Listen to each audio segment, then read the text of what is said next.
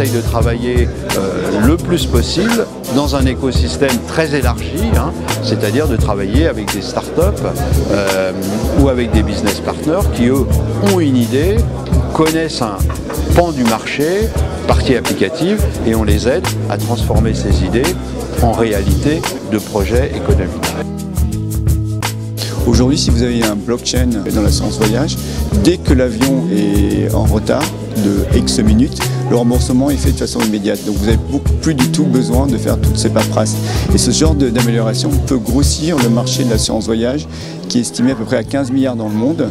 Ce genre de technologie peut augmenter le marché de plusieurs dizaines de pourcents. Ce que la blockchain va apporter de prime abord, déjà c'est une instantanéité. Aujourd'hui, il y a beaucoup de grands groupes qui ont monté des systèmes d'information, mais qui ne sont pas forcément sécurisés à la hauteur des informations qu'ils contiennent. Donc la blockchain aujourd'hui, elle est là aussi pour apporter ça, et pour apporter la confidentialité en même temps que la sécurité. C'est-à-dire que chaque acteur va voir les informations qu'il doit voir, et ça uniquement. J'ai animé le workshop énergie tout à l'heure. On a parlé sur 3 axes notamment. 1. Les révolutions dans le secteur de l'énergie qui ont permis les cas d'application de la blockchain. 2. L'état de l'art des projets blockchain aujourd'hui en France, notamment au Kenya.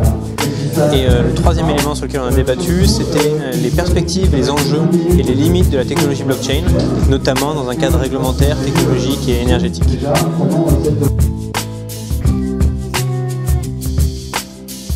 Aujourd'hui, c'est encore un grand succès. Ça prouve qu'on a eu raison depuis 3 ans d'orienter le cursus des étudiants vers ce thème extrêmement porteur. Et plusieurs personnes sont venues me voir spontanément pour les mettre en relation avec des étudiants possédant des capacités techniques pour intégrer des startups très innovantes.